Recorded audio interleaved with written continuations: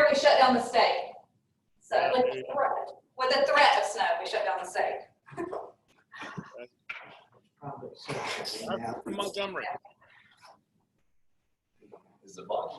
I think that's as loud as it'll go. Can you hear say us? something? I can say all kinds of things. I just need to yell a little bit better. That is a little better. Okay, I'm trying to see what other options I have in order to get you good audio quality. I can always try to step up a little bit closer. Yeah, because this says this is high as it'll go. So, all right, we're good. We have an intimate class. All right, good. Well, I don't have a lot that I wanted to go over on the whiteboard, but I wanted to introduce myself. I'm Kevin Cross. Appreciate Adam bringing me in.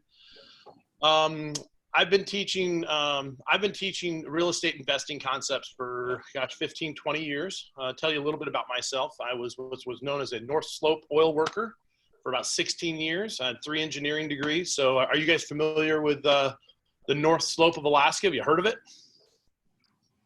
No. Okay, it is in the Arctic Circle. It's real close to the North Pole. It's very common to have days where it's 60 or 80 below zero. They basically build buildings somewhere in they ship up these large complexes, and it is the most industrious place. It's like being off the face of on a completely different planet. There's polar bears wandering around, herds of thousands of caribou that just come through and stuff. And it's a very interesting place to be on Earth. It's almost like, well, you would have to see it or you'd have to YouTube it just to understand how remote and how desolate it is. So the individuals they send up there to work, we typically go and work for 3 or 4 weeks on, and then we come back to town for 3 or 4 weeks and get it off. So you're working 90 to 100 hours a week. 3 or 4 weeks consistently, and you come home and you do whatever you want. So you make pretty good money working up on the slope. It costs a lot of marriages, people don't get married to be apart. And so, but people, they make a lot of money and they come back. So that's where I got my start. I was a pipe fitter up on the slope. And when I came back, I started investing in real estate. Started buying distressed properties, buying investment properties. And by 2006, 2007, I was making more money in real estate investing than I was working on the slope. So I left that to get into real estate because I was like, this is just a natural progression. I was tired of being away from my family, being away from my boys. So I got into real estate with the pursuit of I'm just going to be a real estate investor. I'm going to do sales, and I'm going to, say goodbye to my $150,000 a year job up on the slope. Well, I had this brutal reality that struck me, which was when I left the slope and got into real estate, nobody I knew wanted to do real estate with me. Well, why? I mean, I knew what I was doing. I owned apartment buildings. I've been flipping. I've been rehabbing. Well, the reason why is because nobody knew me as a real estate professional. They knew me as the pipe fitter guy. They knew me as the slope guy. So I didn't have, although I had been born and raised in this state and I thought I knew tons of people, the fact of the matter is I didn't have mind share. They didn't think about me that way. So I literally left that job and had this brutal reality that I had to go out and I had to recreate a whole new database of people who made their first association they made with me was real estate as their real estate guru. So sadly, although you would think that you could rely on that, how many people have done that? Like they left something, they got into real estate and realized that although they knew tons of people, you weren't the first person they thought of. You had a best friend or a buddy that you, or someone, a girlfriend, or someone from a group that you thought you had a close relationship with. Next thing you know, they listed their house with them and they bought a place through somebody else. You're like, why didn't you think of me? And they're like, oh, you know what? I just didn't think about it. I'm sorry. Well, that's not their fault. That's ours. So what I had to do is, because all I knew was real estate investing, and that's kind of where it was, I immediately had to rebuild my database. So I started teaching, and I found that giving seminars and teaching classes was the fastest and best way to build the first relationship with people, build that relationship so that I was number one on their mind. So then I had to look at different options for doing real estate investing or just seminars, okay? And so when we think of seminars, what are some basic seminars that people would do? Like if they're new in real estate and they want to build a database, what are some seminars you might do? First-time home buyers. Yeah, first-time home buyer. Okay, what's another one? Investors. Yeah, you can do investors. That's where I went, and we'll talk a little bit of difference about why that worked out really well. You might do a home seller course or something like that, how to stage your home. But as I went through this process, and I started thinking about what kind of seminars I could give, a first-time home buyer limits me to what? Just people looking to buy a home. How often does somebody buy a home? Every 7 years. Once every 7 years. Okay. So other things were to maybe do a seller, in which case a person might sell a house once every 7 years or whatever. What I discovered is that, to me, the best seminars to do were first-time home buyers, were investors, entry-level investors, people who wanted to own investment property and didn't know how, okay? And I'd run them through different ways of acquiring those assets, different loan programs. And what I realized is the knowledge that I brought to the equation that I discovered very few people else in the industry had was a knowledge on loans. Because I'm here to tell you something. If you want to distinguish yourself out from anybody else in the industry, know how to get something financed. Listen, it is not the price you pay, it's the terms that you buy it that make the deal. Okay? What are interest rates today? 3.5. I just locked somebody on a 30-year fixed rate VA at 2.75. If you guys aren't watching the bond market and seeing what's happening with interest rates right now, today is the lowest day of interest rates in the history of the United States of America. Did you guys see that the Fed dropped the rate 0.5% today because of the coronavirus? So here's what you got to understand. You want to make a huge difference in your market. You want to help your clients. You want to, listen, you got to understand financing. And so what I started teaching is I started teaching something called house hacking to investors. Has anybody heard the term house hacking? Okay. Adam, what's house hacking? You taught on it as far as breaking down the loan process. That's right. It is the strategic use of financing to acquire real estate. Now that can be for your house. It can be for a duplex, triplex, fourplex, commercial property, strip mall, doesn't matter what it is. I want you to think of loans as your tools in your toolbox. And as a real estate professional, it's one thing to say there's a great deal, and there's a whole new level of equation you can bring to it when you can say, here's a great deal and here's a couple different ways that you can finance it. Now that just requires you as a professional to talk to a lot of lenders and understand what their guidelines are and compare them and say, why is this product that you have better than this product that another individual has, okay? So the first thing I want you to understand is that in order for you to close a lot more deals and help your clients, because what you're gonna discover is that you have been lied to. Okay. And here's the rub. It's not intentional. It's not, this is just the way the system works. So let me put it to you this way. There's so many different ways that you can finance a property, from FHA, VA, conventional, seller finance, legal wraps, joint venture LLCs. There's all this different stuff that you can do to help your clients get into properties. The difficulty we have as real estate professionals in the industry is that who typically teaches the classes that we learn on finance? Probably your mortgage company, huh? Is it in your mortgage company's best interest to tell you how to legally do a wrap or how to do a structure a seller finance deal? No, it's not in their forte, so they're not going to tell you how to do that. Okay?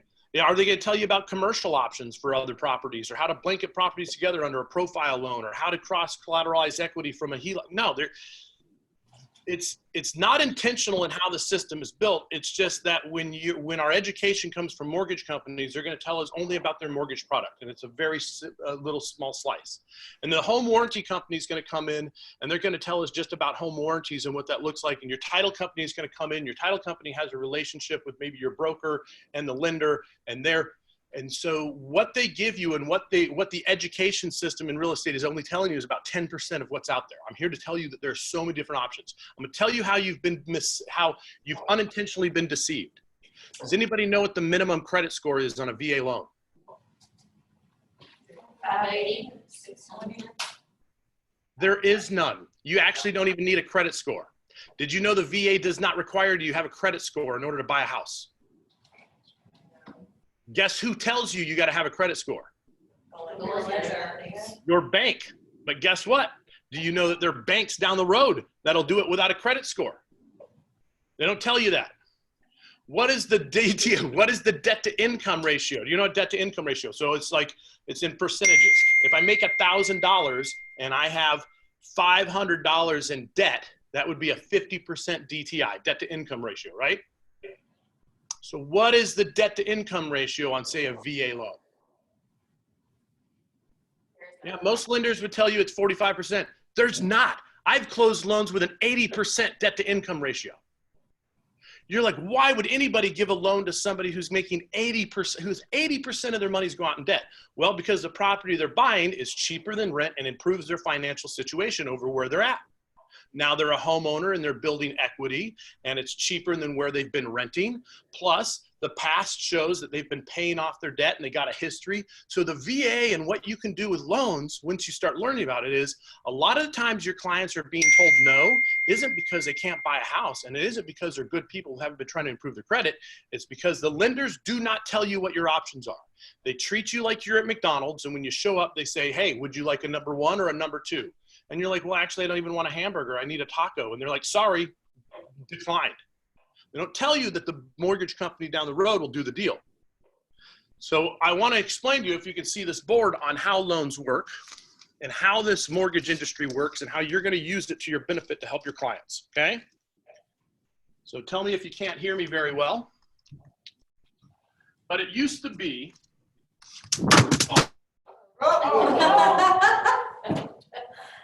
It's like I'm not the only person that does that. He'll come back. I was actually interested in what you were doing too. Right. I was trying to fix my phone.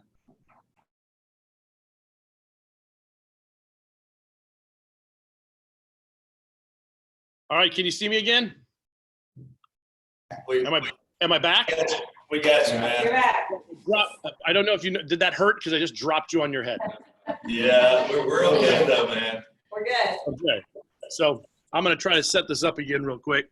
I've got this, my configuration here is a little wampa-canny, but we'll get it. Okay, you should be able to see my whiteboard here. Good. Perfect. Okay? And can you hear me okay? Yeah. Yes. I know it's a little difficult, and I appreciate the I appreciate that, but I was working with limited resources this morning. Okay, so it used to be that if you wanted to buy a house, okay, you would go to your bank, and the bank would lend you money. That makes sense? Your house, you go to the bank. And where did the bank get the money in order to get your loan? Fed. Well, it used to be they'd get it from people who put their money in. So you had all these people over here, remember It's a Wonderful Life, and they dumped their money into the bank, and the bank then would lend the money, right? And so, but what happened, it's actually started in the 30s and really took off in the 70s, is that the bank quit using our deposits to do mortgages. The only reason was there wasn't enough money out there. They started creating LLCs known as mortgage bonds, these LLCs and these corporations, and these giant corporations through bonds are where you're getting your mortgages, okay?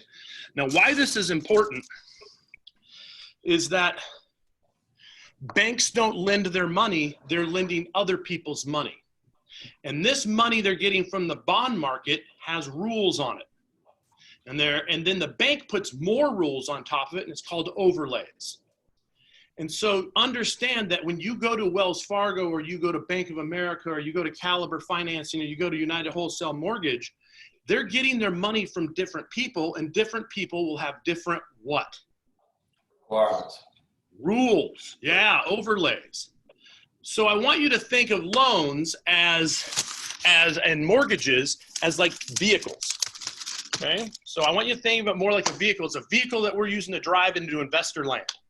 Okay, or to home ownership land. And a lot of times you'll go to a Chevy dealer and you'll say, my client has, a 600 credit score, but they want heated seats, they want this stuff. And so, they go to the lender, and the lender says, sorry, I can't qualify you. Come back when you can get qualified. What they don't tell you is that if you went to Toyota or you went to the guy down the road, they have a product that basically will get you a mortgage down to like a 550 credit score or whatever it looks like. So it's important to shop. One, it's very important that we shop lenders because all lenders have different products. And then the banks like Wells Fargo or whoever it is on top of it, they put additional overlays. So by the time it gets spit out the end, by the time this loan, like a vehicle that goes through assembly, comes out the other side, it may not look like anything like where it came out of the bond market, okay? So the first thing is understanding that your banks and your big institutions are not going to tell you that other people can do the loan or that what your client can do. And two, I got this till 11 o'clock. Thanks, Tom. And the second thing is to understand that what is FHA and VA, okay? First off, they don't lend money. Saying I have an FHA loan is like saying I drive a Geico truck. No, they don't lend money. They just insure it, okay? So the VA doesn't lend money. They just insure it. So private investors lend their money, and normally in order for you to drive that truck off the lot, it would take 20% down, okay? Right? You wanted to go buy a vehicle. You want to drive that vehicle off the lot. You need 20%. Why does a bank require 20% down on a mortgage? Okay, just like a vehicle. In case you crash it, you drive it off the lot and you get T-boned walking out of there, you got to have enough equity that if you crash that mortgage, they can recoup it and not lose their money if they have to sell the asset. Unless you have gap insurance. And that's all FHA and VA do. It's just like gap insurance on a vehicle. Anybody know what gap insurance is? What does gap insurance do? It just pays off the difference of the depreciation once you drive it off the lot. There you go. So if you're loan and you crash it and you got really good gap insurance, they'll let you drive it off with zero money down. So that's how VA and FHA, USDRD, that's how all these different loan programs work. They're not lending their money. Someone else is lending the money and they're insuring it. Now, why this is so important is because the VA loans have the very best, I'm grabbing my notes here, have the very best mortgage insurance. Like what you can do with a VA loan is so I started teaching classes when I got into real estate, and I call it strategic use of VA benefits. And it was nothing but classes to help VA people understand what they could do with their loan benefits because nobody does it. The federal government provides these, and they basically give these people a space shuttle that they can go to the moon and back with, but don't tell them how to use it. The VA loan, by the way, is the most powerful loan product that you can possibly have at your arsenal. And from my understanding, you guys are close to some military bases. You got a lot of VA down there? Yes. Okay, they're huge. Like if you guys understand this, you get in with a good VA. So what I did is I went out and I actually attended for 2 days and I became certified. This is my little certification thing as a National Veterans Loan Specialist. I'm not even a lender. I was the only realtor in the room. The rest were all mortgage lenders. I was the only realtor, but I passed the certification because this is huge. Now I come back to Anchorage. I teach these classes on how to strategically use your VA benefits. I teach them about once every 90 days. I get 90 to 100 people in my classroom. And do you know that my conversion rates are over 90%? Imagine having a class full of 100 people and having 90 people want to meet with you within the next 30 days. So you talk about lead generation. This is huge. Nobody's doing it. Because why? Because these people know they have great benefits, but no one's telling them what they can do with it. Okay? The most misconceptions, people aren't told about their VA benefits. They think their eligibility expired, but it never expired, so they just don't know where to find it. So maybe they didn't pick up their loan certificate or they didn't pick up their VA, so they don't think that they have it. It's not, it's on a database. We'll tell you how to get that. Maybe they used their eligibility once or they bought a house and they don't think that they can use it again. By the way, how many properties can you own simultaneously using VA benefits to purchase them? 4. So you buy one, you go buy another one, you can buy another one. And starting in 2020, as of this year, what's the VA loan limit? There's none, right? There is none. There's already been done. The record right now is 1.7 million for a VA loan. That's right. Somebody bought a house using a VA loan that is 0 down with no mortgage insurance at a 3.25 inch rate at $1.7 million. Can you believe that? Dude, I tell you, the VA loan is awesome. So what happens is there's a lot of misconceptions in what you can do with your VA loan.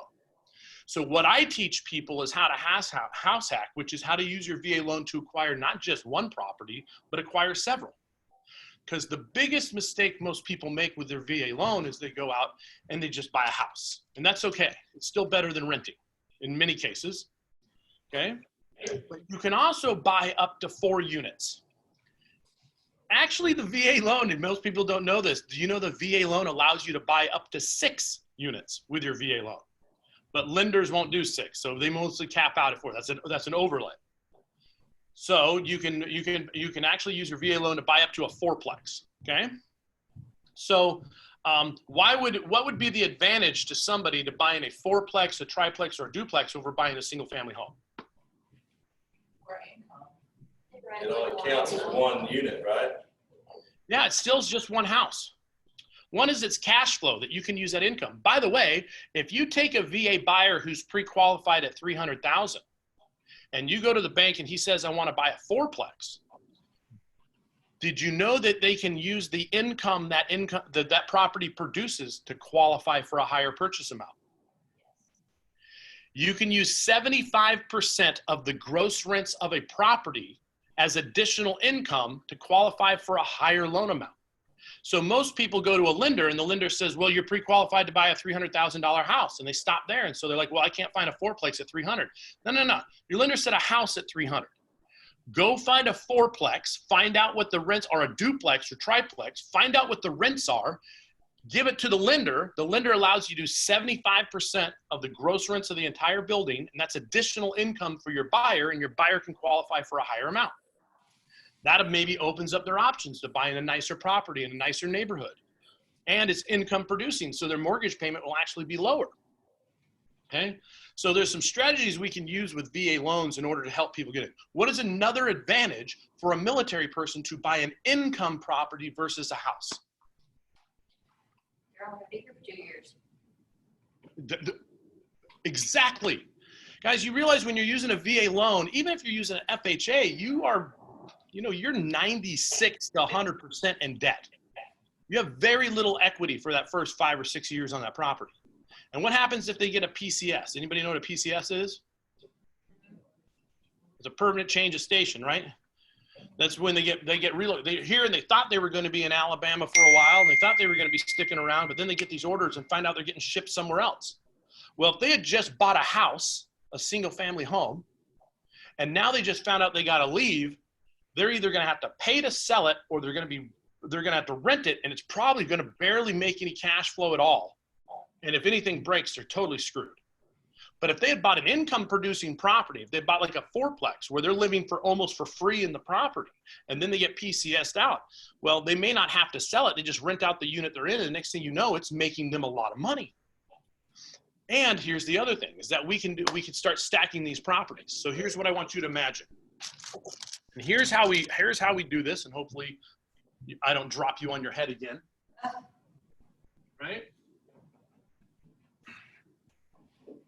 I'm going to show you how I change people's lives, and I've taken VA investors, and I have literally had them retire in as little as 3 to 5 years. Imagine in 3 to 5 years, you can go from being only making $26,000 to $30,000 a year as a guy that gets into the military with a GI Bill, to in 5 years, literally making $70,000 to $80,000 a year in income, passive income from real estate investments. Okay. Oh, by the way, if you make $80,000 a year from income on properties, what is your tax rate on income from properties?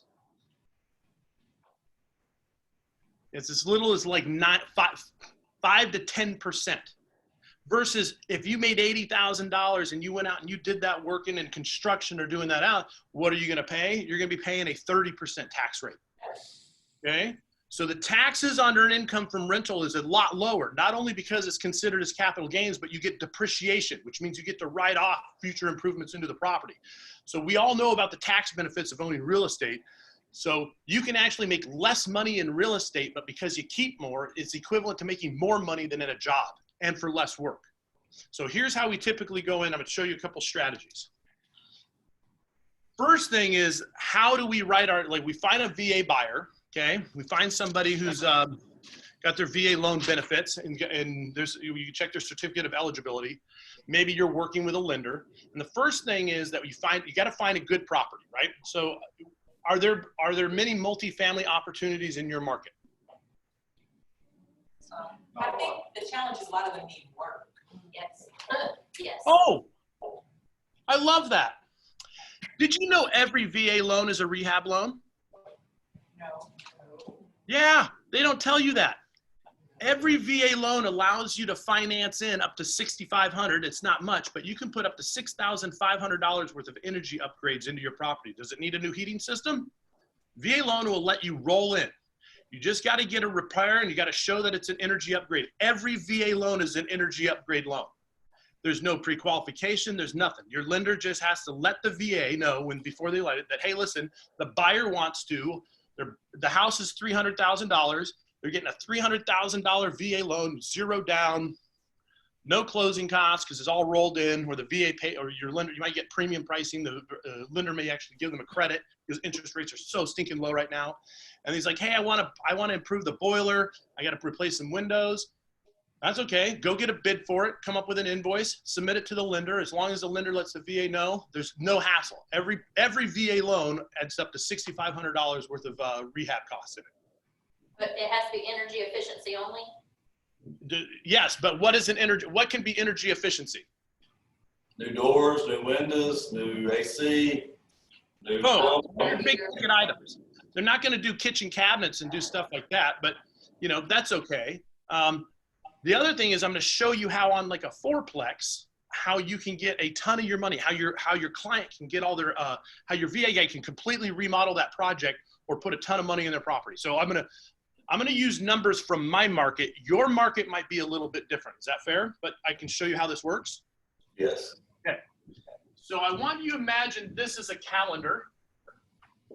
Okay. And these little dashes represent months. Can you see that very well? Yes. So this is March, this is April, this is May, and this is June. So now we got a calendar moving forward through time. Whenever you're getting a VA loan and you're getting a seller credit towards closing costs or whatever that is, it doesn't matter. If you're buying an income property, even if it's a duplex or triplex, you always want to close between the 2nd and the 5th, okay? So you will intentionally write your contracts to end and close at the beginning of a month, okay? Why would you want to close at the beginning of the month? Defer the payment for 45 days. Hold on, you guys are going to love this. By the way, you guys, get ready. Your mind's about to be blown. First off, let's say that I'm buying a fourplex. So that's 4 units, right? And each unit rents out for $1,000 a month. So how much is this property bringing in rent a month?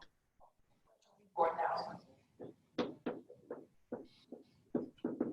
When I close on the property and it's a VA 0 down, is there a mortgage payment in the month that you close? No. But at closing, what does the seller owe me? The rent. The Rent. So he not only closes, not only does he get his earnest money back, but then the seller goes, here's the $4,000 in rent I collected in that first month. But now the second month comes. And on the second month, I've got another, on the second month, do you have a mortgage payment? No. No, it's because banks cannot charge you interest on money you haven't lended yet. You haven't lent yet. And here was closing costs, they charge you the prepaid interest. But here, you haven't used that interest yet. So your mortgage, so I don't have a mortgage payment. Month 2, guess what I get to collect? $4,000.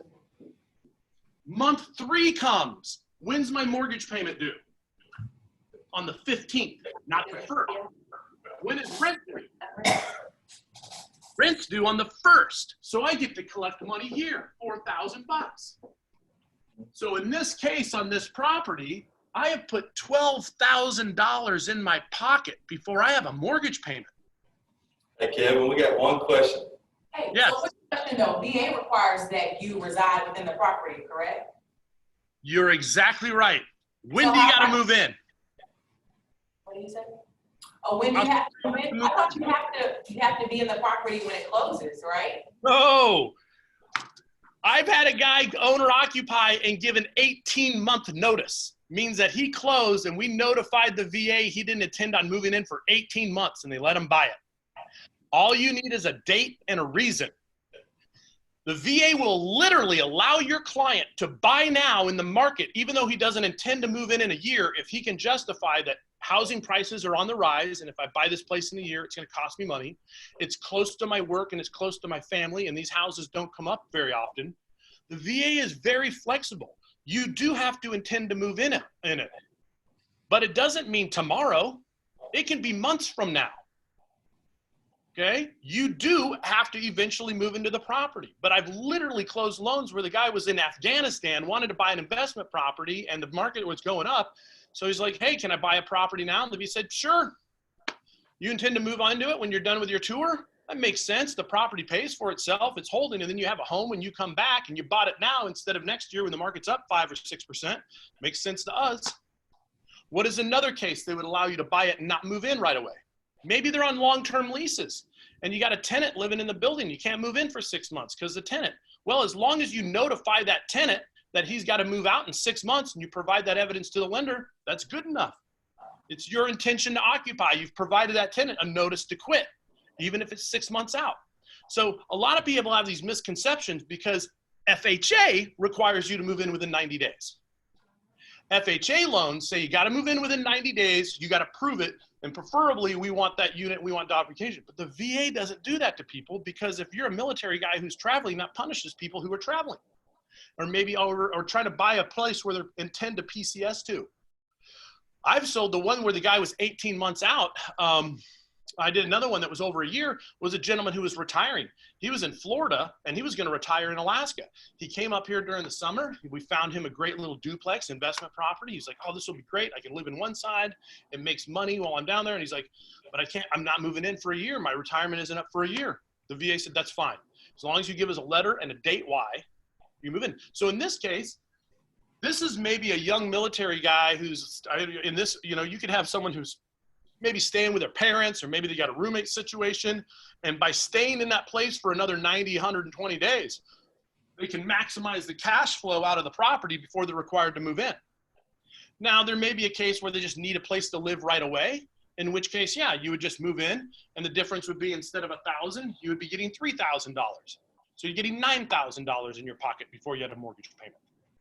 By the way, when you have an investor who buys an investment property, what is some of their biggest fears? What do you think is going to happen? Repairs. There you go. By the way, we just funded a lot of repairs that could require to happen. They could take that money and stick it in a reserve account. So they use their VA loan in order to buy. If a guy's broke, the VA loan is a great way for them to not only get an investment property where they can live for free, right? But also the property will pay for a potential repairs that could happen in their first year, or how long are they required to live in that property? How long are they required? If he buys a fourplex, how long does he have to live in it before he can buy another one? A year? It's a year from the date of recording. So you can technically give a 90-day notice to a tenant, close on it, not move in for 3 months, move in, live in it for 9 months. You can qualify for another property. Isn't that ridiculous? Yes. And say he used his VA, and so he used his VA, and he did no loan limit on the first one. He went like a $700,000 decked out, super nice fourplex. So the next property he wants to buy is a single family home, but he's already used his VA. What option does he have? Change the status. God, he does an FHA. You do an FHA with a 3.5% down.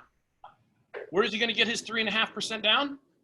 This strategy right here. If he had taken that money, that $9,000 to $12,000, and just put it in the bank, plus he's going to be living in this property for free for a year. And I tell him, you don't live for free. If it's $1,000, you should be saving $1,000 a month in rent. So he's got the $12,000 that he made within the first 90 days, plus another $12,000. Hopefully in a year, if they are financially literate, he'll have between $20,000 and $25,000 within a year from the cost savings of rent and self-paying his rent, so just future savings. And there's his 3.5% down on a really nice house the next year. Okay, so I'm going to erase this. Any questions about how we strategically, why it's so important that we close at the beginning of the month on investment properties? So I've got another question. Yes, ma'am. I had pushback from lenders just based on the veteran living in the house, the property at the time of close. So where are the lenders who I guess understand the rules that you're talking about? Because that's not what I'm seeing. Well, I'm here to tell you, you need to find better lenders. Right. You need to find ones that are better educated. So this whole not moving in for 6 months or what it is, I literally spent 2 days in Scottsdale, Arizona being trained by the Veterans Administration. This was the VA on how to use VA loans. And they're the ones who told us how to do this. They're the ones who said the problem is lenders don't understand the product. They don't understand what they're like, what we will accept. Did you know a VA loan, you not only can you buy up to 4-plex, do you know that you can buy a mixed use commercial property? Just the commercial part of the property can't be more than 25%. So let's say that it's a 4-plex that has a yarn store or some sort of rental warehouse on it that's commercial or industrial use. As long as the square footage of that commercial building isn't over 25%, the VA loan will fund that loan. So there's this this is why I'm saying, guys, you get in with your national mortgage, you get in with your VA experts, you talk to the VA, a lot of your lenders don't know, and you say, well, then how do I get the loans done? You shop lenders. So don't go to your banks. What I've discovered is that your Wells Fargo, your Bank of America, your credit unions, they don't know. They don't know because they got their little world that they operate in, and they got these boxes, and if it doesn't fit in the box and they're paid salary, they don't care. Your best option is to find brokers. What is the difference between a broker and a bank? Brokers can't do auto loans. They can't do savings. They're not regulated the same way through the Federal Trade Commission, through the FTC, and through the securities and exchange laws as banks are. Because of that, they can't do commercial lending. They don't do that. They just do mortgages. But because they only wholesale mortgages, they also only get paid if the deal closes. They don't get paid they don't get a salary like the guy at Wells Fargo, whoever it is that's sitting there just going, well, sorry, you don't qualify. Come back, sucks to be you. Brokers will go out and they'll shop and they'll wholesale. Brokers are like, instead of going like a Toyota dealer for your loan, it's like going to the guy who's got like a wholesaler. He deals with Toyotas, Chevys, and they go, what are you looking for? And I'll go find the loan out there and I'll find something to match you. Another really, really good bank has anybody ever worked with Caliber? Caliber Financing is one of the nation's largest mortgage companies. Probably haven't heard of them, but they're huge in the Midwest and heading out west. But Caliber Financing works tight with the VA, and these guys are amazing at what they'll do. You said Caliber. Caliber, C-A-L-I-B-E-R. They are a giant national lender. They're registered in all 50 states. They have a very aggressive and very, very dynamic relationship with the Veterans Administration, and they do amazing loans, okay? And they're really, really educated.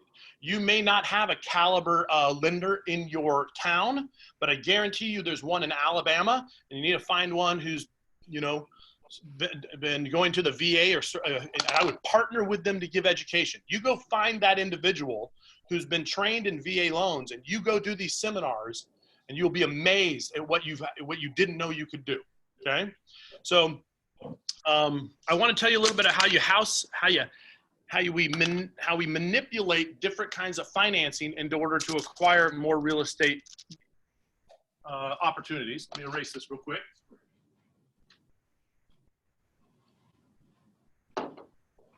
So the natural progression that someone would normally do is they start here, and instead of buying a single family house, you would buy a triplex or a fourplex, something with 2 or more units, okay?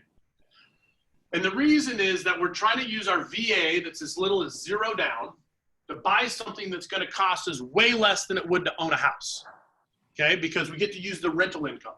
Also, there's no mortgage insurance. So that loan already on a $300,000 house is like, you know, $400 a month cheaper than using an FHA loan. So the VA loan also, because it has no mortgage insurance, allows properties that don't look like they make very good money to make a lot better money than any other loan that's out there, okay? So they would typically buy their first property and claim owner occupancy in one of the units, and they gotta live there for 1 year. After they move out, what happens to the unit that they live in? Well, then that generates money. In this case, let's say that it's $1,000 a month that it generates. Now, if we use that strategy I spoke of previously, we know that if they closed at the beginning of the month and they collected rent, that now they should have a decent, unless they had and that happens every once in a while. If you have a good home inspector, it's less likely to happen, but they should have saved some money over the year, not only in that collection of rents in that first 90 days that they owned it, but also because they paid themselves rent. So going on the next year, they may buy another one. And the trick is it has to be bigger and better, which means it has to be nicer than the property they currently bought. But not the entire property has to be nicer, just the unit that they live in. So on this fourplex, if these were all 2-bedroom units and there was a 1-bedroom unit, which unit would you want them to live in? The 1-bedroom. Why the 1-bedroom unit? Easier to move up to another 2 after a year. One is that the rest of the building makes more money. You're living. So here's what I want you to understand. Why do we encourage people to buy triplexes and fourplexes over a duplex? You get more income producing.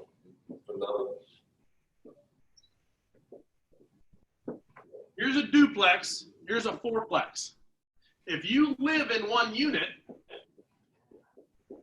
what percentage of the rest of the property is making money?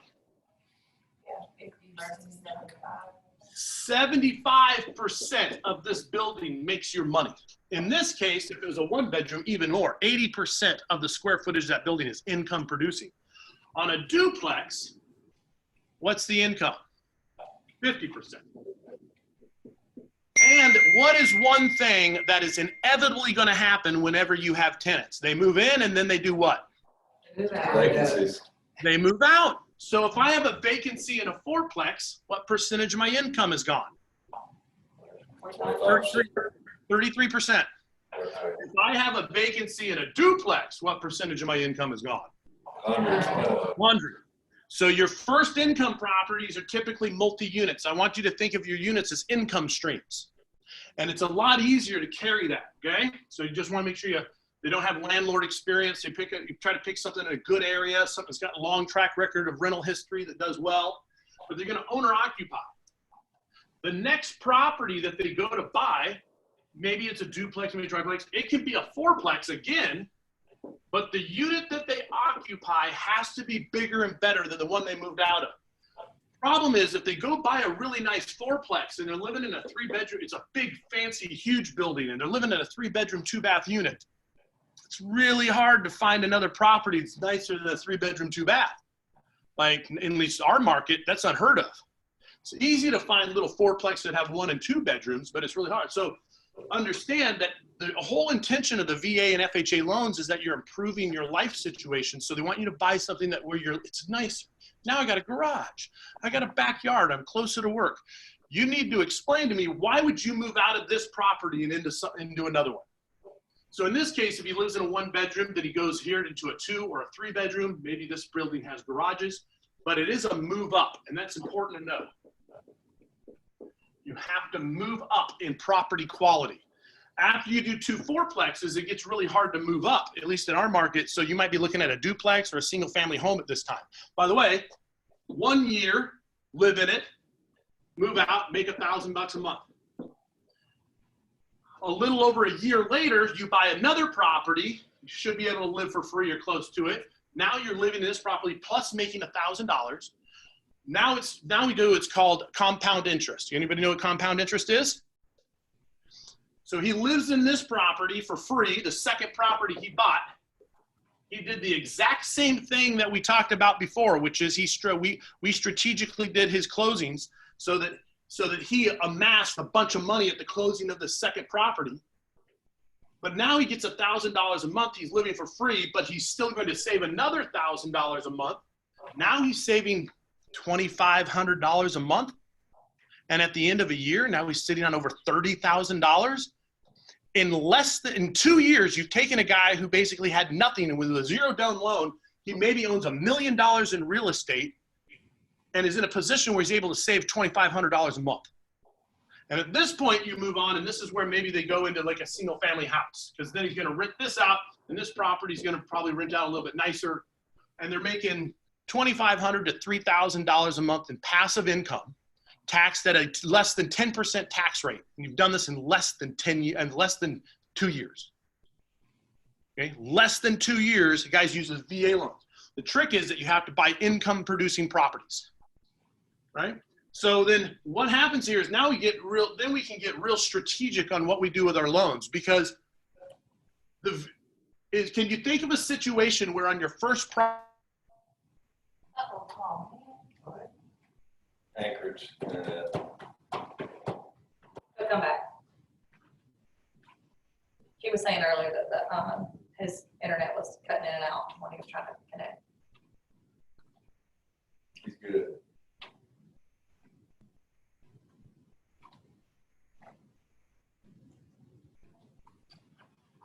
I'm still charging. Okay. Yes.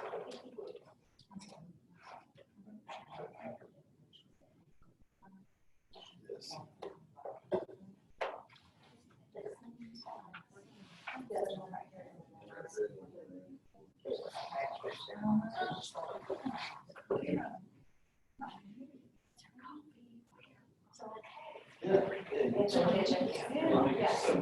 I'll show her where it is. I have to go. She was one of the first teachers. There you go.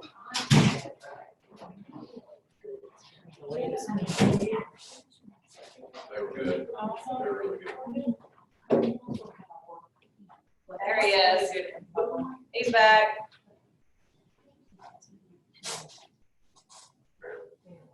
Okay.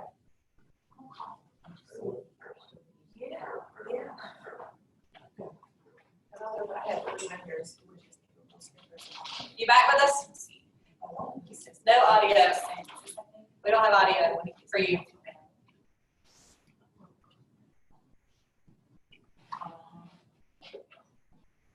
Emma, can you hear my voice? Yes, yes, yes, Oh, yes. there you go. All right. Get this thing plugged back in. All right, so you should be able to hear me. Sorry about that. You guys can still see my board okay? Yes. Yes. Hope I didn't lose anybody. Okay. All right. And I know this is like drinking from a fire hydrant, okay? So so if there's anything that if I'm talking too fast or I go over some concepts, just go ahead and say slow me down, because I've been, this is like learning a new language, and I completely understand it. Okay. Can you think of a situation where a buyer may not want to use his VA loan on his first property, but instead would want to use an FHA loan?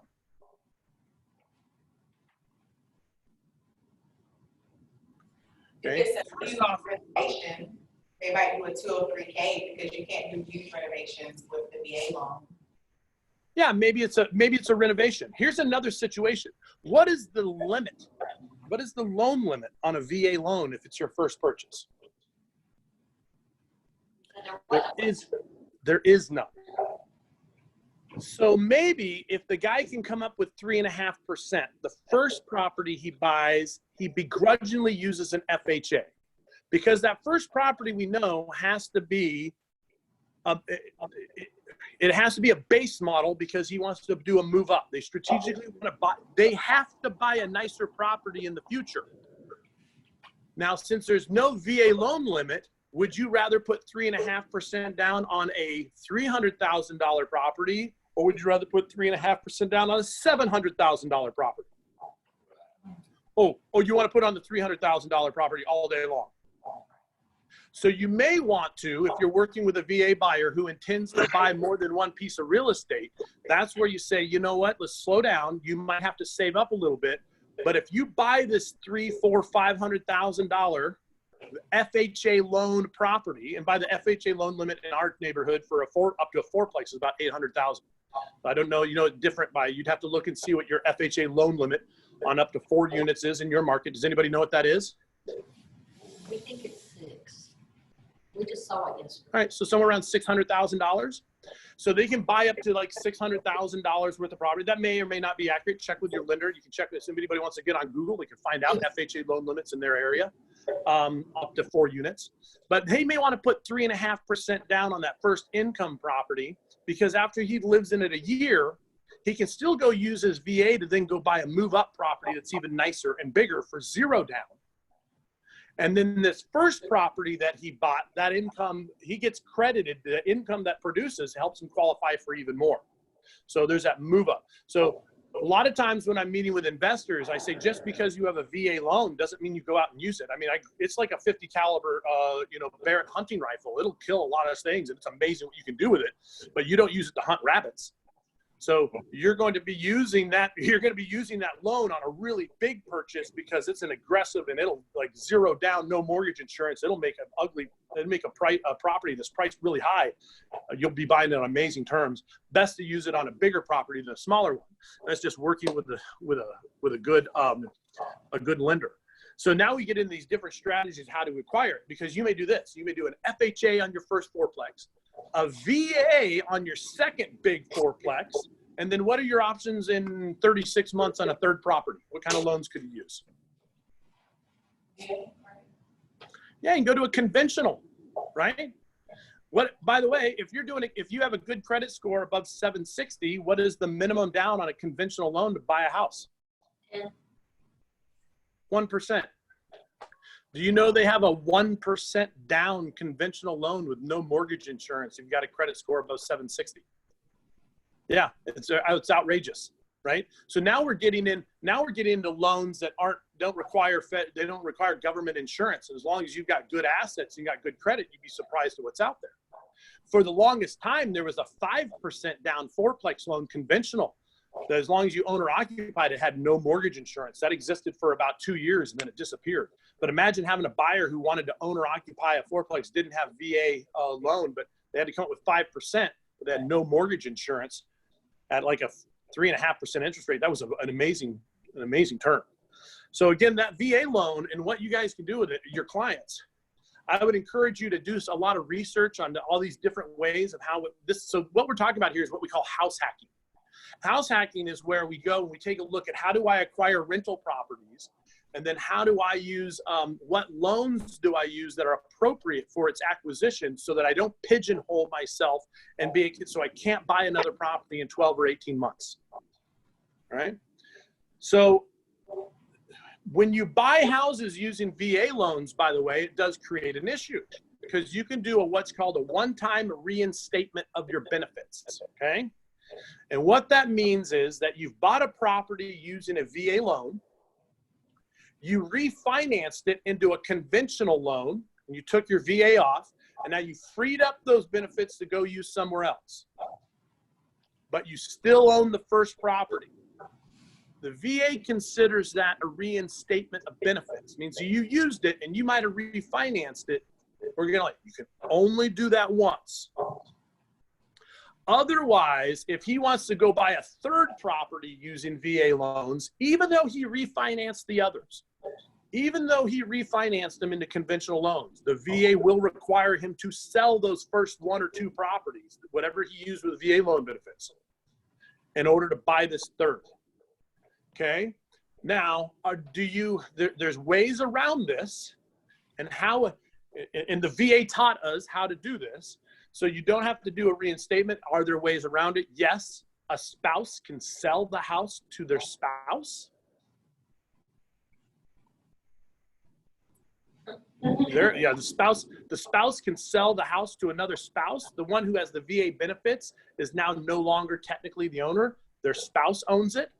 But then you get into states. I don't know if you guys have community property, if you're a Homestead Act or whatever it is, but you have to look at your marriage laws. But that's where you get really advanced techniques in lending, which is, okay, what kind of loan did you have? What did you use in the past? And how do we qualify you moving forward? So as far as in your market, tell me a little bit about what you guys see in your market. What are, you say you got, what is the military base? Is it Army, Air Force? What have you got in your area?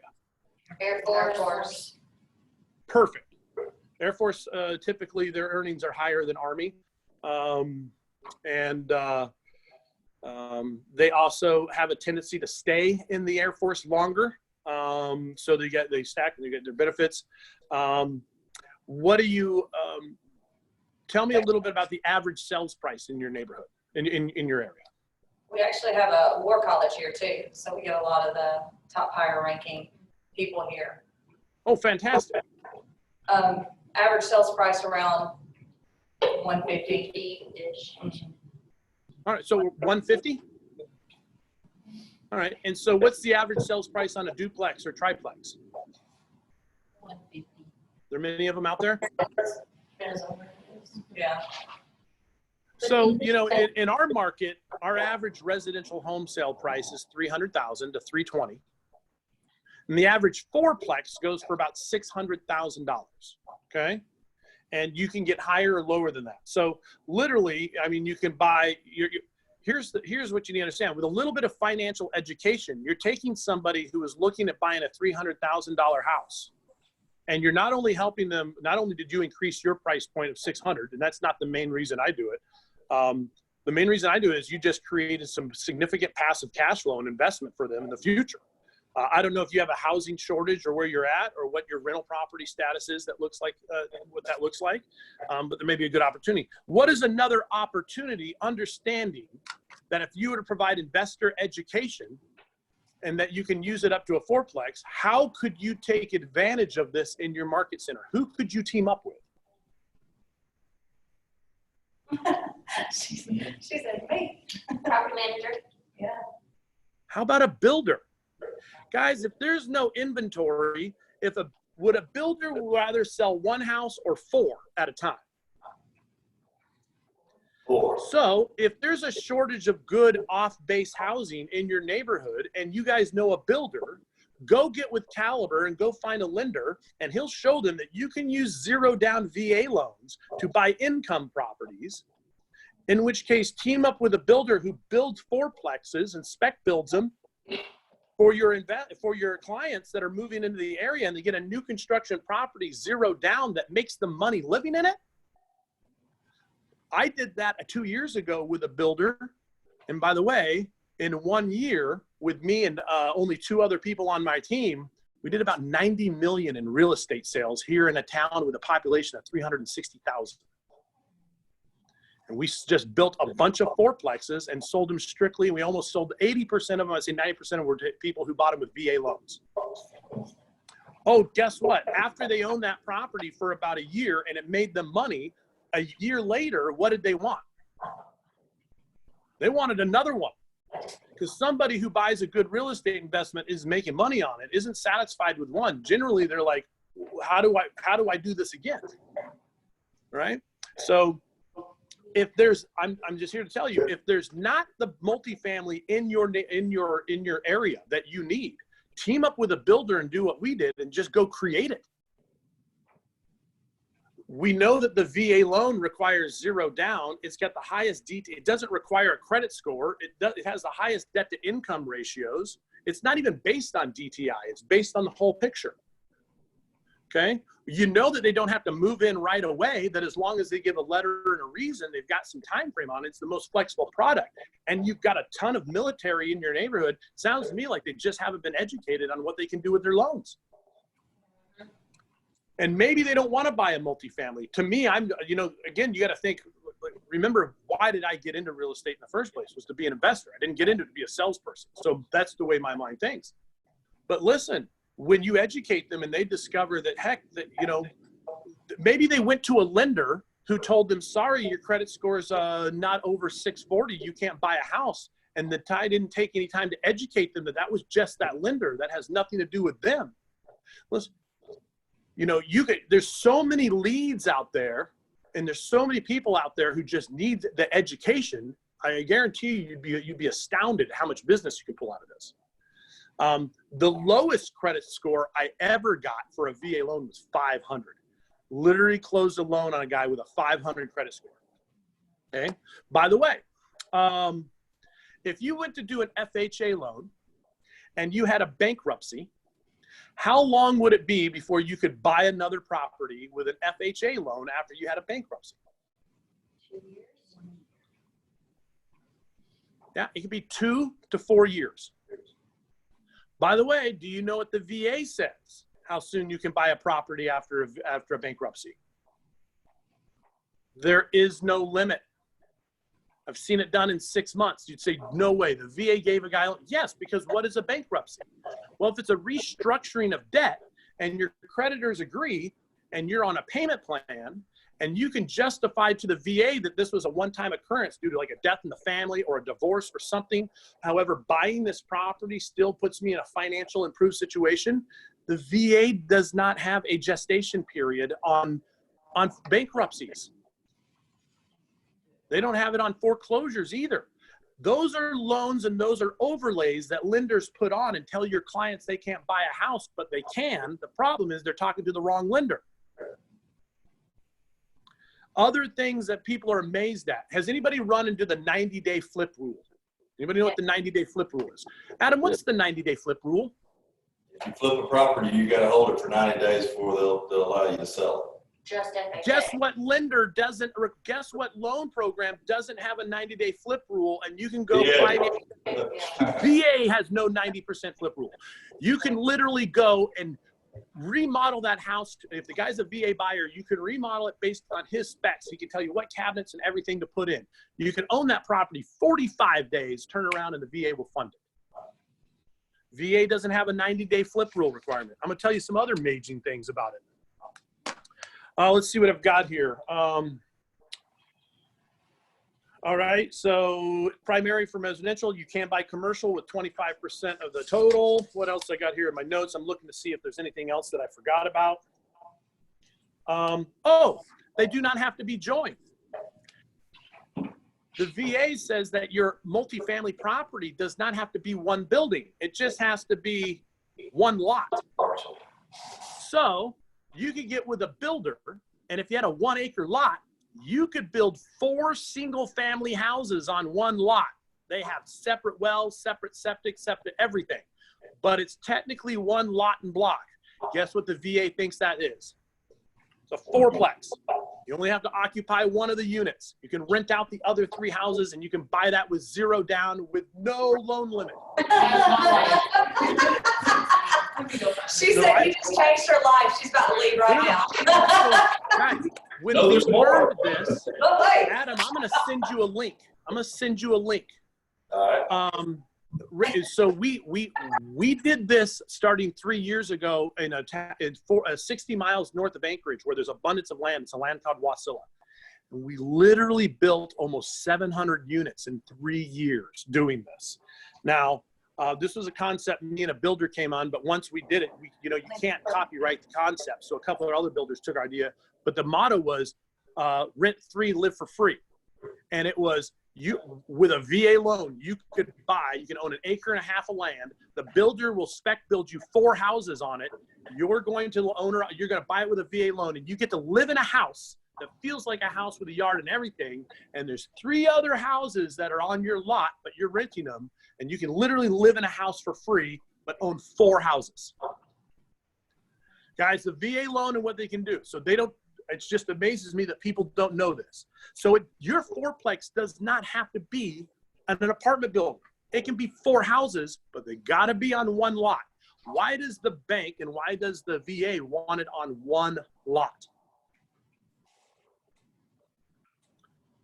Same thing for title, right? I mean, if they're going to foreclose, are they foreclosing on the house or are they foreclosing on the land? They foreclose on the land, and everything that's on the land goes with it. So as long as it's one lot and block or one legal address for the property, and you don't have more than 4 units, but here's the deal. Do you know the VA will actually finance up to 6 rental units, but most banks stop at 4. So how do you get 6 units when the bank will only lend 4? Well, you just build here's what I did in our market. I'm not for prices for the 4. Here's what I did in our market.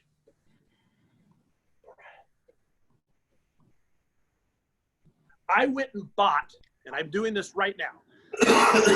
Okay, and this is where, as an investor, so I have, along with my real estate business, I own a contracting company called Rent Ready. And Rent Ready goes and we buy distressed apartment buildings and we turn them into, and we flip them and make them really nice. Because most of our apartment buildings are just older.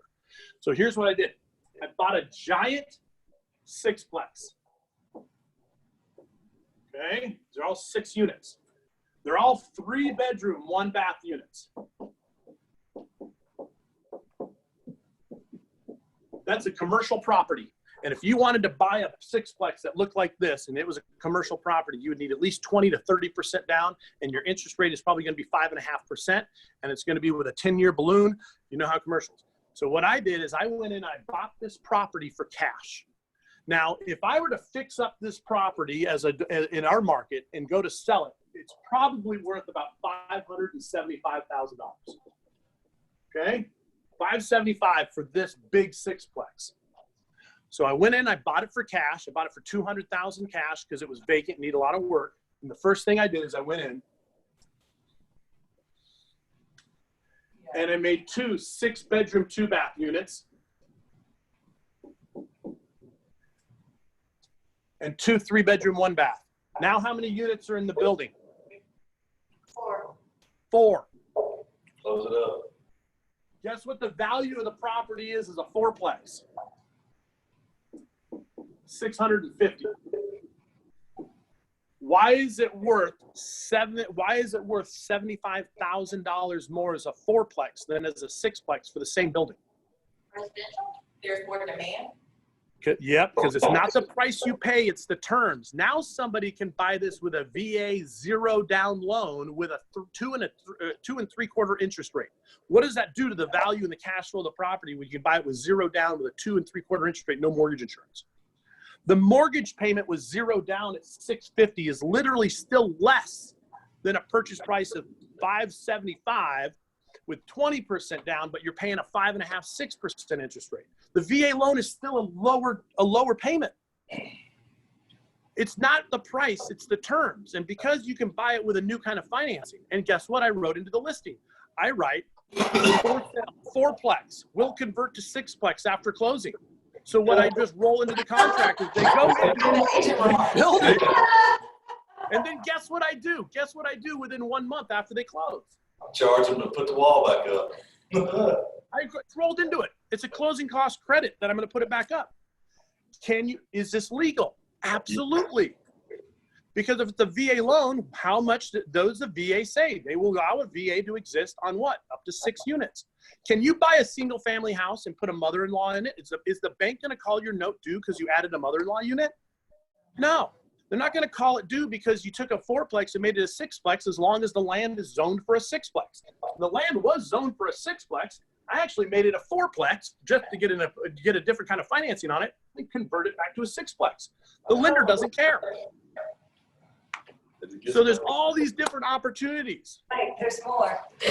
Oh, no, I'm here to tell you. So, by the way, on this particular situation, these 3-bedroom units in our town rent out for $1,500 a month because they're remodeled. Okay?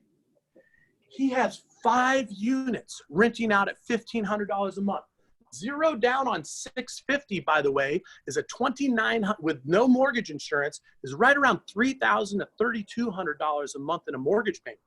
Now, even though he's paying the gas on it, they all pay their electric. He will owner occupy this property, and this is a deal we're doing right now. This is a property I'm currently just about done with construction, and we have a buyer for it. When this gentleman owner occupies this unit, this top penthouse unit, and rents out the other 5, not only will he have bought this property with 0 down, but every month he's going to make $2,400 a month in positive cash flow after all expenses, calculating even 10% for vacancy factors and reserves. Means even though I take 10% of the profit off the table just in case something breaks, he's still living in a property for free and making $2,400 a month. And how much did it cost him to get into the property? 0. Thank you, VA loan. Okay? So what you guys can do with your VA loan when you get creative, what happens though is, again, I'm here to tell you, I'm just scraping the surface on opportunities that are out there and what you can do. The only reason that more people aren't taking advantages, one is the federal government doesn't do anything to educate people on what their VA loans can do. That's our job. Two, most of your lenders are lazy. Most of your lenders, and that's why you got to shop around. You got to find someone who's voraciously curious and who's a problem solver and wants to do great things. But I have found typically your institutional banks, they collect salary. They get paid whether or not you close a loan or not. They just want low-hanging, easy fruit. They want easy stuff. Okay. The other thing is that the education that we receive typically isn't coming from investors and the people doing it. It's coming from mortgage companies, title companies, home warranty companies, and they need to protect what they have. They're not going to tell you how to go around and how to make, like, that's just not what they're going to do. They're not going to tell you how to do joint venture agreements. Like I've said, I own 60 rental units. I have 9 properties that are seller financed. 9. They're beautiful. By the way, 8 of my 9 properties, guess what my down payment was to get into them? Zero. So I go up and I find property owners that they have properties that aren't performing, and they're like, well, I want to sell it because it's not making money. And I said, well, do you want money or do you want out? And a lot of times they're just like, man, you know what? This property's eating. And I can look at it. I can say, well, here's what you've been doing wrong. And this is why here's how you could make more money on it. I tell you what, just hand the keys to me. We'll do a joint venture agreement, and I'll pay you off, and I'll give you a percentage of your equity. Give me 3 years, as long as you're not losing money. But I'm here to tell you, there's so many different things. There's a totally different set of classes that I teach, which is as realtors. And by the way, how many of you would love to do something like this for yourself? Okay, you guys ready? I'm gonna tell you about another amazing deal. Here's what I did. I live in a 5-plex. I've got 4 rental units below me that all bring in $1,400 a month, and I live in a 3,000 square foot, 3-bedroom, 2.5 bath penthouse unit. Beautiful mountain views in Alaska, right? Granite countertops, everything. You would not know it's an apartment building, but it's a penthouse, okay? I got into this property with 0 down and put money in my pocket. And you as licensees and you guys as realtors, by the way, we have it made. I don't know if you're aware of this, but guys, what you can do as a realtor is unreal in the world of investment. So I found this guy with this 5-plex that wanted to sell it, but the problem was it's a 5-plex, and what do you need for it? 25% down. How much do you need? How much do you need to own or occupy a 4-plex? 0. Right. FHA, 3.5% down.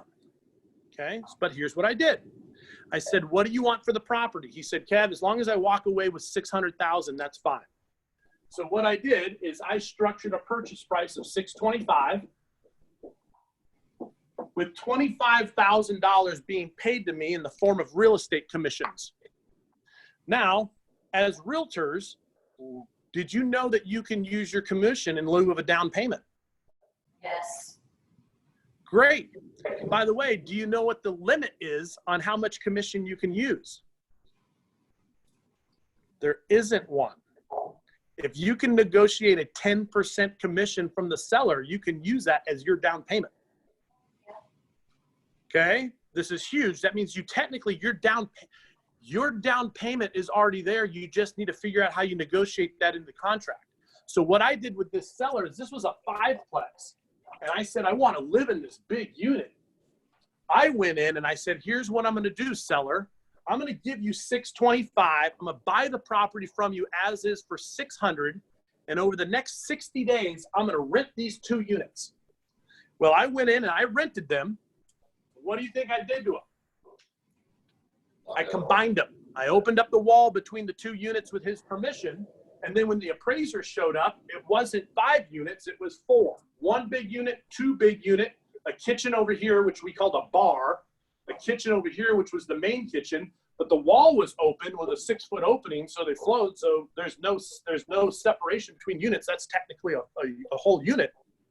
And then I had them appraise it as a 4-plex. The appraisal, by the way, came in at $700,000 as a 4-plex, which means I picked it up for $75,000 under appraised value. And his commission was my down payment. So I used my commission. So I walk into this property with 0 money out of pocket, As soon as the appraisal was done and we funded it, I put the wall back up. I rented those 2 units back out for $1,300 a month. And now I live in a 3-bedroom. I got into a property with 0 down using my commission.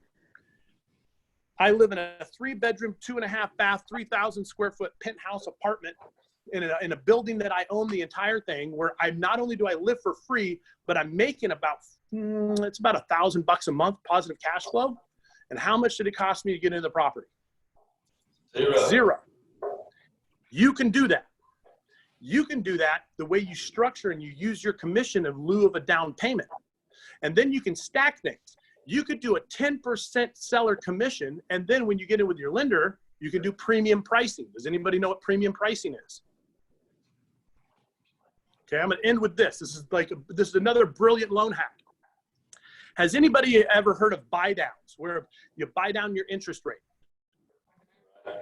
Okay.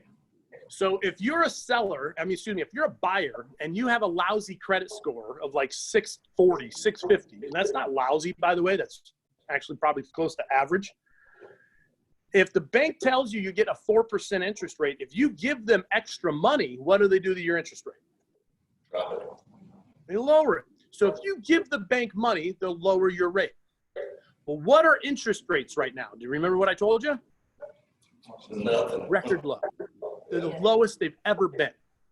Under 3% in many cases, which is just astounding. Well, if you give the bank money and they lower your rate, what happens if you agree to taking a rate increase? They give you money. So you might be quoted a 3% interest rate, but you might say, you know what? I'll tell you what, lender, I'm going to take a 3.15. I'll let you give me a 0.15 basis points higher on my interest rate. And they'll look at you and say, okay, well, then we'll cover $8,000 of your closing costs. We'll give you money to lend from us because you agree to take a higher rate.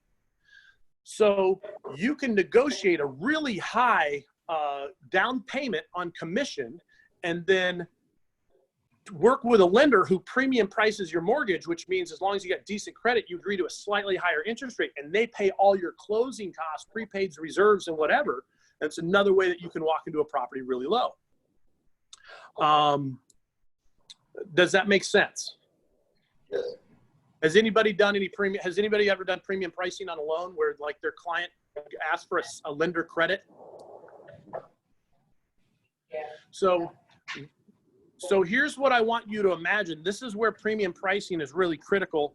In your market, do you see multiple offers on properties? Like something comes up, it's really good, and you have 2 or 3 people bidding on the same property?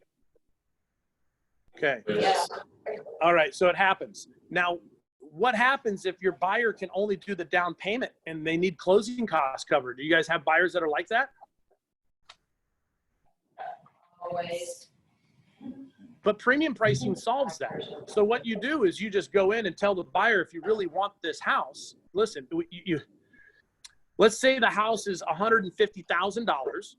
They only have the $7,500 necessary for the down payment, but they need their closing costs covered. But if they come in at full price, they don't get their closing costs covered because there's other people bidding on the house. And so now you're tempted to increase the price so your buyer gets their closing costs, but that can run into appraisal issues, or that can be that isn't always effective.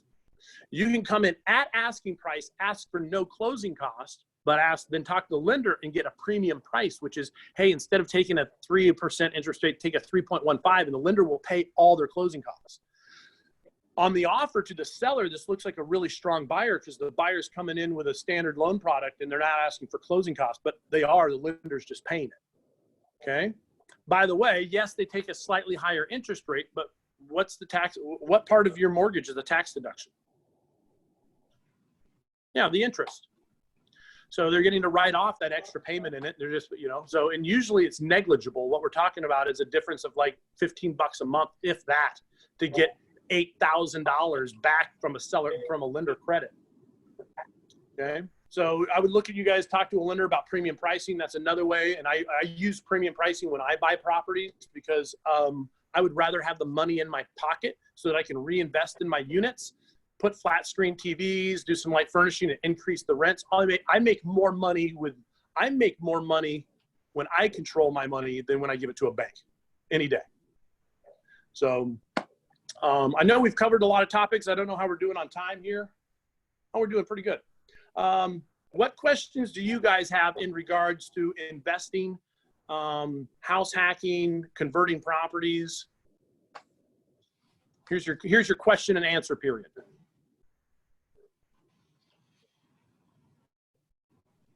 Is there anywhere that we need to reference to make sure our lenders that are trying to say, no, that's not possible, we can say, yes, it is, here's proof?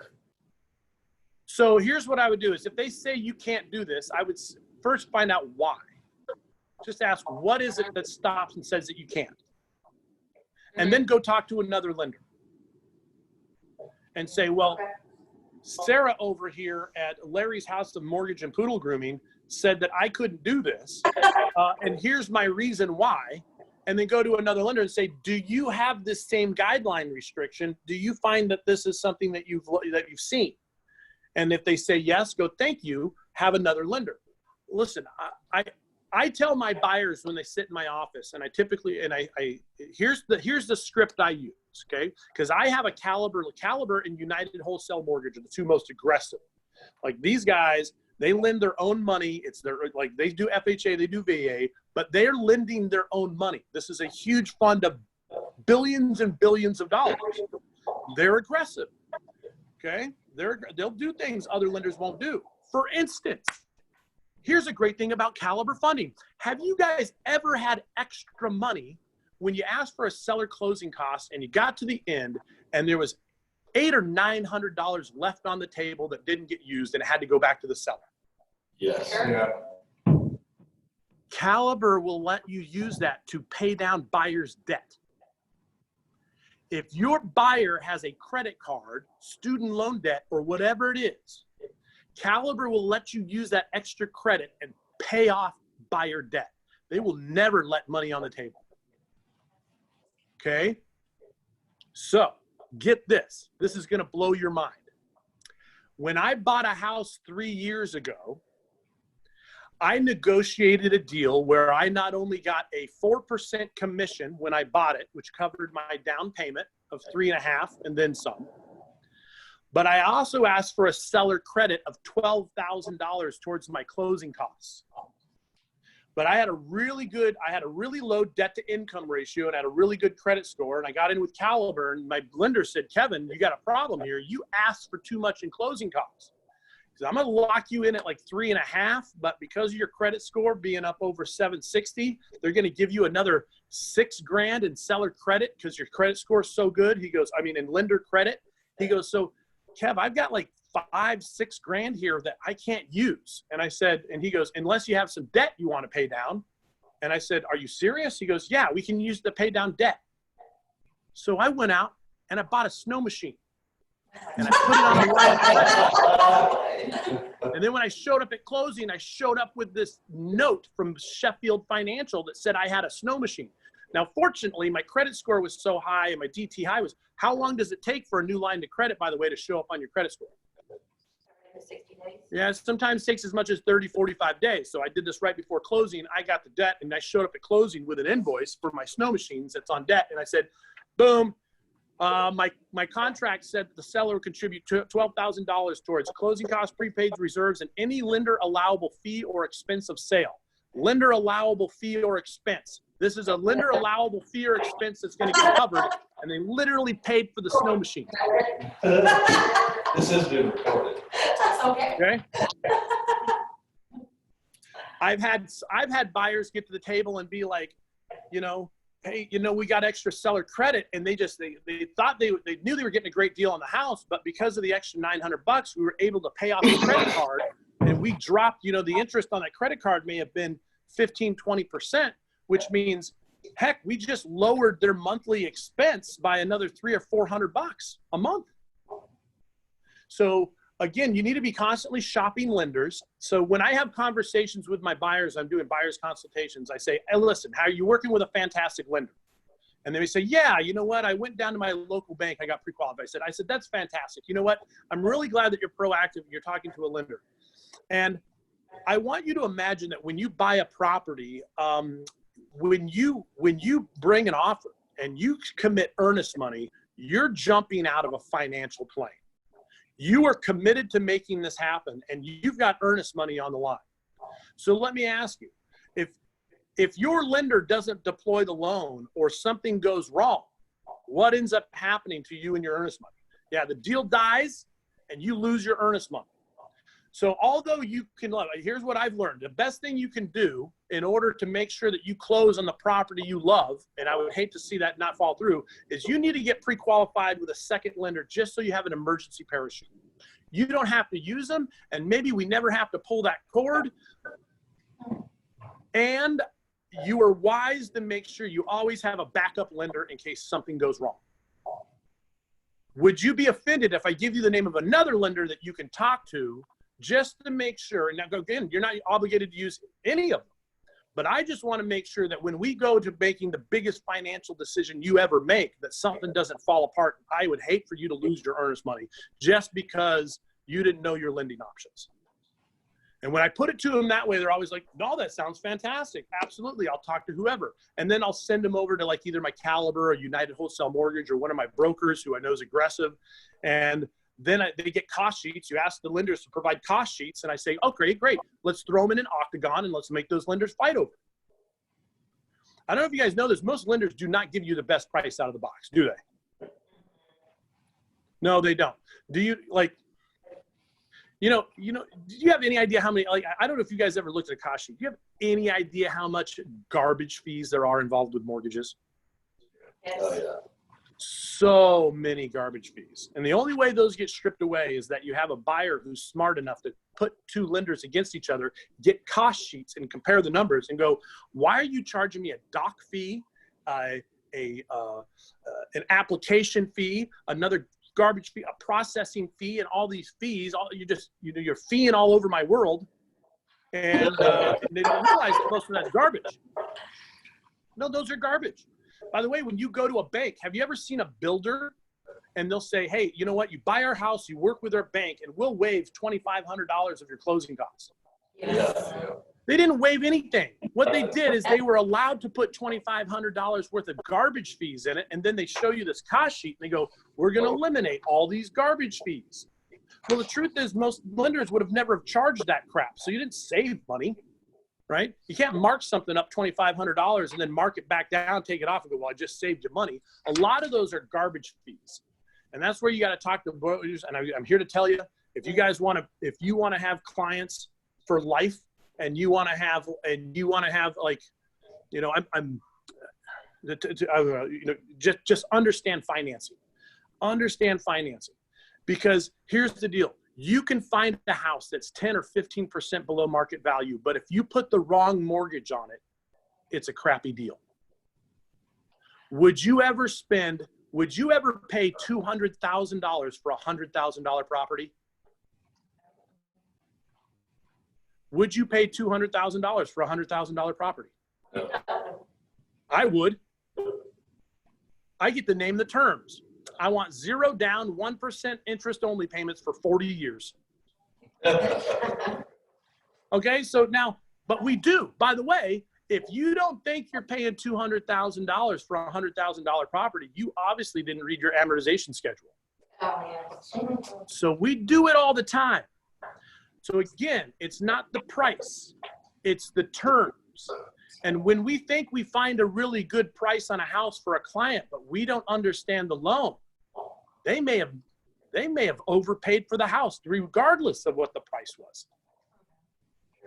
So I'd encourage you, if you really want to master your trade, go out there and be a steward of understanding financing at a level. And I'm here to tell you, when you understand what makes a good deal and how these parts work, you're going to have phenomenal opportunities, because then that helps you, because I pray that each one of you didn't get into real estate just to sell great deals to other people.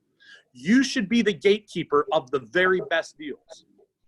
You should have the mindset that every real estate listing that hits your desk, would you buy it, and can you?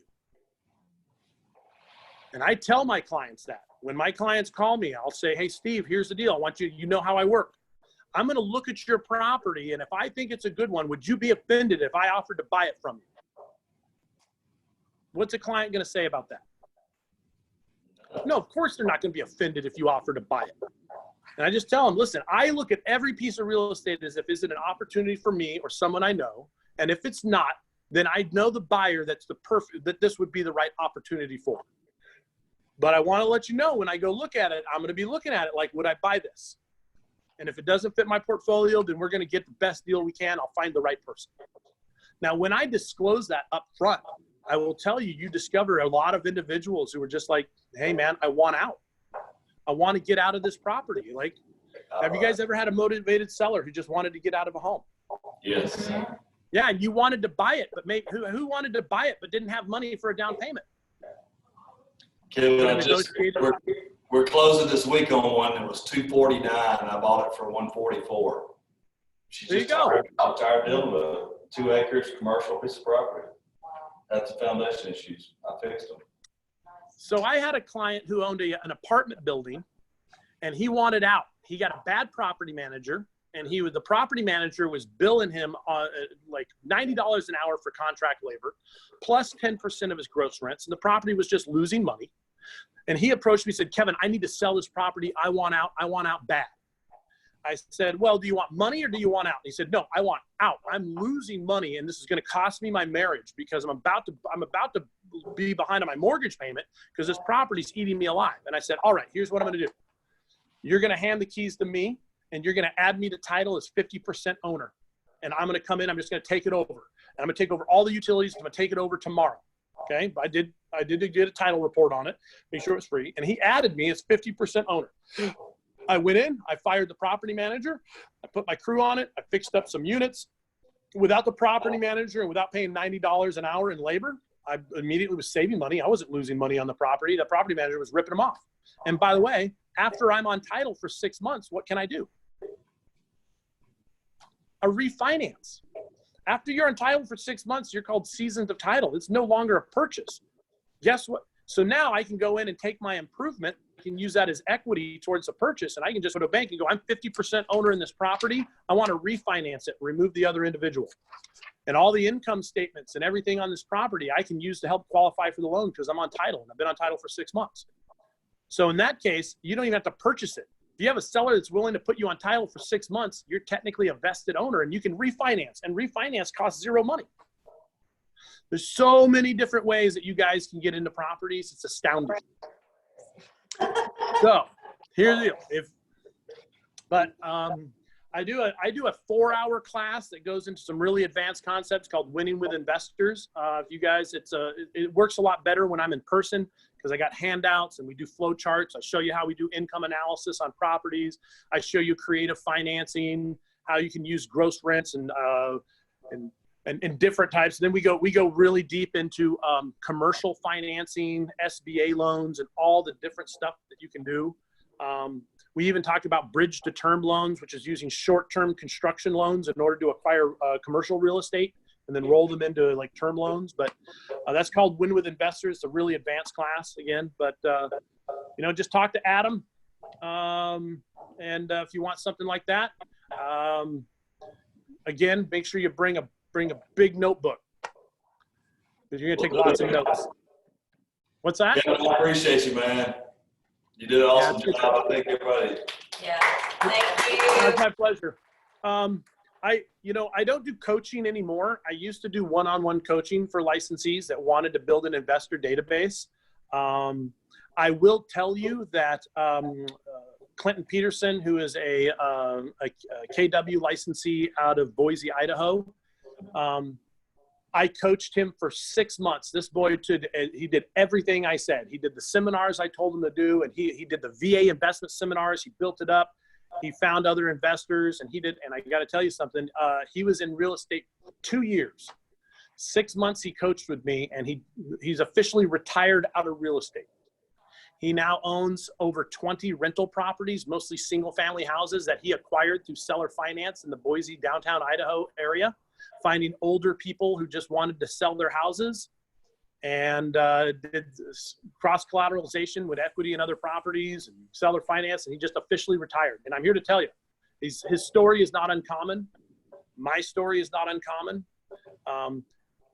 As real estate salespeople, you just need to know that your opportunities are so profound in what you can do to build your empires. And so as you're helping your clients, please don't ever neglect yourself. I'm going to close with this statement, and I'm going to close with this analogy. We all fly on planes, don't we? I mean, we've all been on an airplane, and we've seen the safety briefing. And the safety briefing, they say if we hit turbulence and the air masks fall, whose air mask do you put on first? Yours. Why? So we can help the other person. Guys, in real estate investing, it's the same way. You have to be constantly looking for your opportunities and taking a look at the best deals for yourself first. Why? So that you can look around the room and you can help the people next to you when they have issues. If there's a family struggling, you have money that you can afford to donate appropriately to those things that are important to you or to those charitable contributions that are important. You have to put your own face mask on first. And as real estate professionals, that means you need to be the gatekeeper to the deals, and there's nothing selfish with you taking advantage of them. Make sure you take this opportunity that you have to build your real estate empire. And I tell you what, the opportunities we have is just profound. And if you have any questions, just contact Adam. If you find something that you're like, how do I put this together? Adam will put you in touch with me. I'm happy to take your phone calls. I won't charge for anything. I think you'd be really amazed at what you can do. We appreciate you, Kevin, man. You did an awesome job, brother. Thank you so much. Well, I appreciate it. It's a little, I look forward to coming down to your market center and doing this in person sometime. Yeah, Hey, that's awesome. we'll do it. I'm coming to Anchorage, so. All right, I'll take you fishing or four-wheeling. Depends on the time of year. Sounds good, buddy. All right, thanks. You guys have a great day. See you. So Kevin.